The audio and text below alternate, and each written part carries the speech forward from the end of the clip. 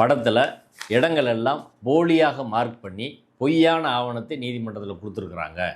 இது நீதிமன்றத்தை சங் பரிவார அமைப்பின் வழக்கறிஞர்கள் ஏமாற்றி இருக்கிறார்கள், மோசடி செய்திருக்கிறார்கள் அப்படின்றதான். இந்த படத்தில் பாருங்கள், தர்காவுக்கும் இங்கே உள்ள அந்த தீபத்தூண் மார்க் பண்ணியிருக்க இடத்துக்கும் இடையில் குதிரை சுனை என்ற பகுதி இருக்கதா மார்க் பண்ணியிருக்காங்க. இப்போ அவங்களோட நோக்கம் என்னென்னா, இது வேறு மலைப்பகுதி, அது வேறு மலைப்பகுதி, அதுக்கு இதுக்கு சம்மந்தமே இல்லை அப்படின்னு. ரெண்டாவது, மொத்த மலைப்பகுதி அவங்க காட்டலை. இதில் முருகன் கோயில் எங்கே இருக்குது, உச்சி பிள்ளையார் கோயில் எங்கே இருக்குது அப்படின்றதெல்லாம் காட்டாமல் இதை மார்க் பண்ணியிருக்கிறாங்க. இந்த படம் அப்பட்டமான ஒரு போலியான தகவல் கொண்ட ஒரு படம். ஏன் அப்படின்னு சொல்கிறேன்னா, தர்காவுக்கும் இந்த தூணுக்கும் இடையில் குதிரை சுனை என்ற பகுதி கிடையவே கிடையாது.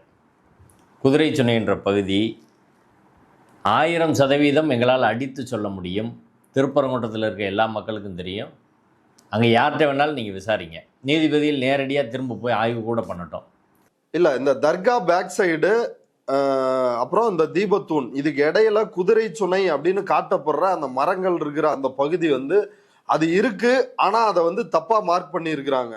அது குதிரை சுனை கிடையாது. அப்ப குதிரை சுனை எங்க இருக்கு? தர்காவிற்கும் இந்த தூணிற்கும் இடையில் குதிரை சுனை என்ற பகுதி இல்லவே இல்லை. நான் போன வெள்ளிக்கிழமை கூட போயிட்டு வந்தேன். நிற்கிற இடம் தான் சிக்கந்தர் பாதுஷா தர்கா. அதுலேருந்து ரொம்ப தூரத்தில் தான் காசி விஸ்வநாதர். குதிரை சுனைன்றது அது இன்னொரு பகுதியில் குதிரை சுனை.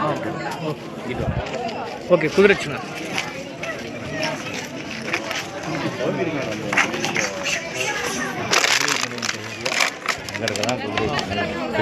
நல்லா தெரியுதுல்ல இருந்தா.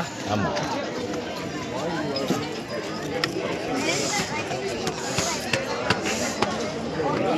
எங்கேயும் இறச்சிருக்காங்க. தர்காவுக்கு எதிர்பகுதியில் இது பின்பகுதி, முன்பகுதிக்கு முன்பாக நெல்லித்தோப்புக்கு அந்த பக்கம் இருக்கிற பகுதி தான் குதிரை சுனை மேடு, குதிரை சுனை திட்டு, குதிரை சுனை மேடு அப்படின்னு சொல்லக்கூடிய இடம். அந்த இடத்துக்கும் இந்த இடத்துக்கும் எந்த சம்மந்தமும் கிடையாது.